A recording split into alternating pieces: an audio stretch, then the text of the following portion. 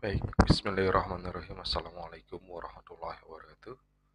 Berjumpa kembali dengan saya, Om Him, di channel Belajar Bersama Om Him. Pada kesempatan kali ini, kita akan membahas mengenai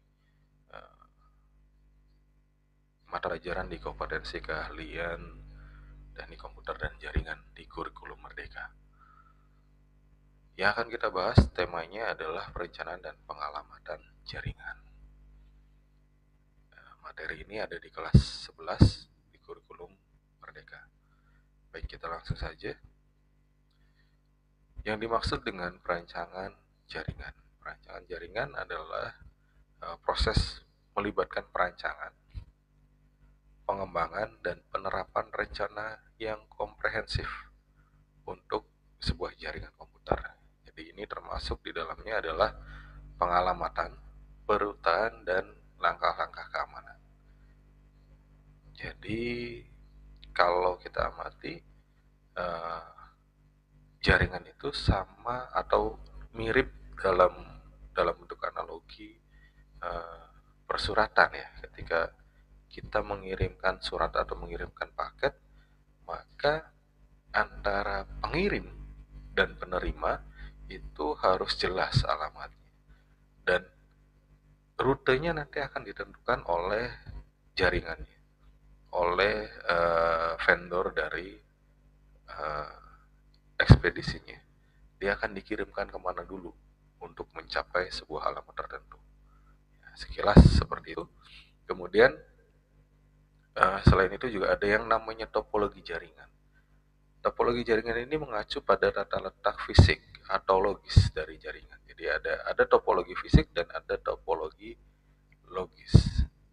Topologi umum termasuk bus di dalamnya. Ada kemudian topologi star atau bintang, ada topologi ring, dan ada topologi mesh. Dan yang terakhir adalah penggabungan dari beberapa topologi disebut dengan hybrid. Nah, setiap topologi ini memiliki kelebihan dan kekurangan masing-masing, tergantung dari kebutuhan jaringannya.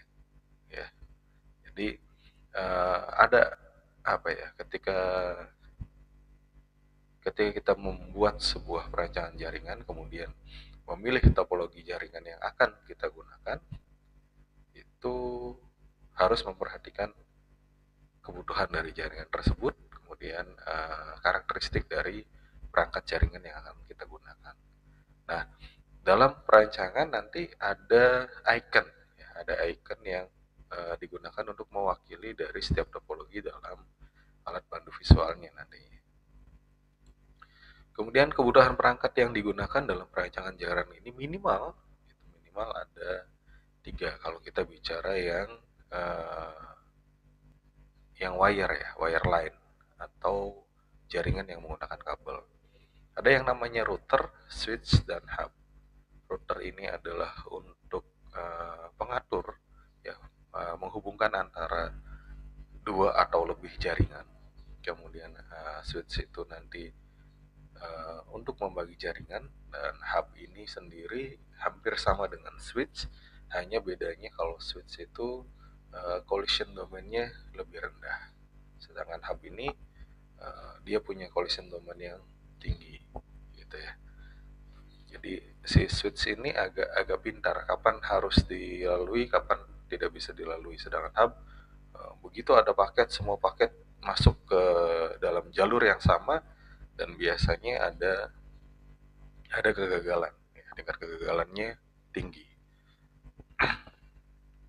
Tapi di masyarakat antara switch dan hub ini biasanya didefinisikan hampir sama ya. Jadi kalau nanti kalian datang ke toko komputer pengen beli switch atau pengen beli hub, itu biasanya ditunjukkan alat yang sama, padahal itu switch. Dan switch sendiri juga dalam perkembangannya nanti ada 2 switch. Ada yang namanya switch manageable dan ada yang namanya switch unmanageable. Jadi kalau yang unmanageable itu plug and play, tinggal colok saja. Tapi yang switch manageable itu harus harus disetting dulu, ya, diinstalkan dulu, gitu ya. Baik, kalau router ini gambarannya kalau kita ketemu dalam sebuah alamat, alamat itu dianalogikan juga dengan jalan, maka router ini adanya di perempatan jalan atau di pertigaan atau di perlimaan. Nah, router ini yang nanti akan menentukan paket ini lewat jalur yang mana. Ya, tentunya setelah kita atur gitu kan. Baik, kita lanjutkan. Kemudian ada yang namanya penentuan alamat IP. Alamat IP adalah identitas unik untuk setiap perangkat yang terhubung ke jaringan. Protokol internet atau IP adalah bahasa yang digunakan oleh perangkat untuk berkomunikasi satu sama lain. Alamat IP harus dikonfigurasi dengan benar untuk memastikan konektivitas yang tepat di jaringan. Jadi, IP address ini dalam perkembangannya sampai saat ini baru digunakan oleh publik itu ada dua bentuk IP address, yaitu IP address versi 4 dan IP address versi 6.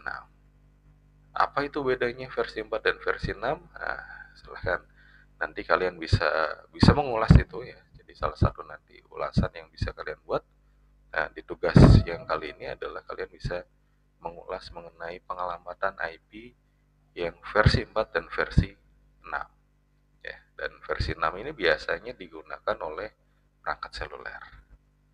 Oke, itu sebagai gambaran umum ya. Nanti kalian bisa kembangkan sendiri. Oke, tadi sudah disampaikan bahwa IP itu ada versi 4 dan versi 6. Ya, jadi secara umum skema dari IP versi 4 adalah IP dengan skema 32 bit yang hanya mampu menampung itu sekitar 4,3 miliar alamat unik. Ya, sedangkan IP versi 6 ini skemanya adalah skema alamat untuk 128 bit ya, yang memungkinkan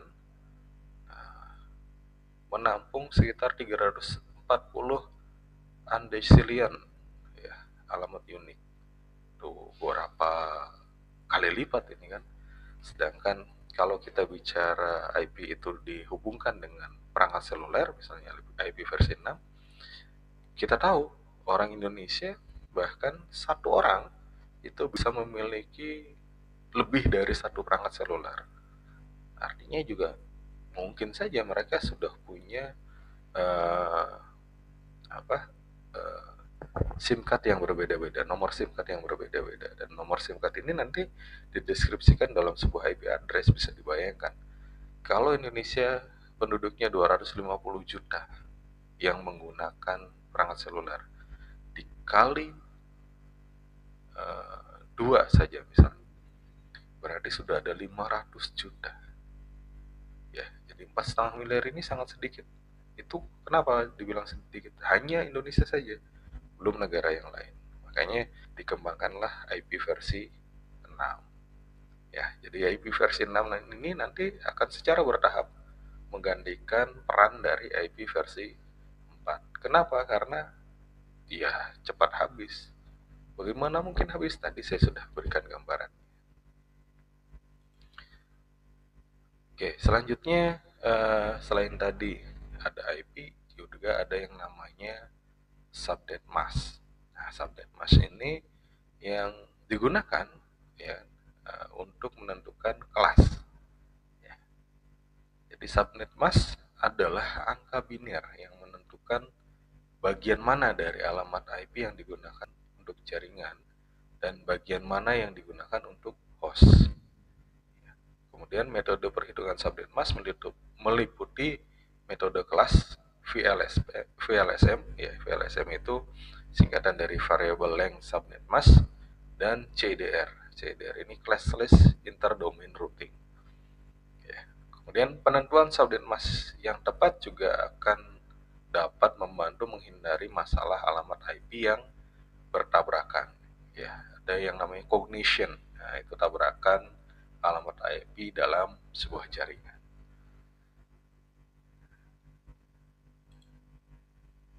Next, yang terakhir adalah router dan switch. Nah, konfigurasi router dan switch ini memerlukan pemahaman yang lebih tentang perencanaan dan pengalamatan jaringan.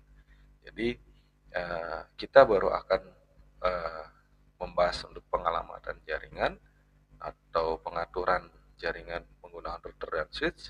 Itu yang pertama adalah kita harus mengetahui dulu pengaturan atau kebutuhan dari user kita, dan yang kedua adalah kalian sudah punya dasar dulu untuk pengalamatan jaringan.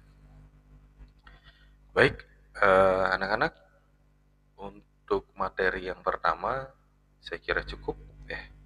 Tidak perlu banyak-banyak. Apa? Karena nanti kalian punya tugas untuk membuat resume dari materi ini dalam bentuk sebuah video yang durasinya maksimum 1 menit.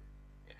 Kemudian video yang kalian buat, kalian boleh buat dalam bentuk apa saja, boleh buat dalam bentuk VT di TikTok ya, boleh juga dalam bentuk reel di Instagram dan sebagainya, atau short video di YouTube. Dengan ketentuan silahkan scan dulu barcode ini. Nanti kalian akan mendapatkan informasi lebih lanjut apa yang harus kalian lakukan, kemudian video tadi isinya apa saja, dan silahkan buat videonya, kemudian tinggal uploadkan dalam alamat tersebut.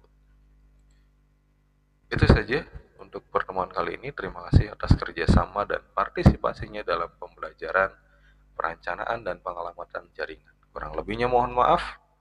Billahi taufiq wal hidayah. Wassalamualaikum warahmatullahi wabarakatuh.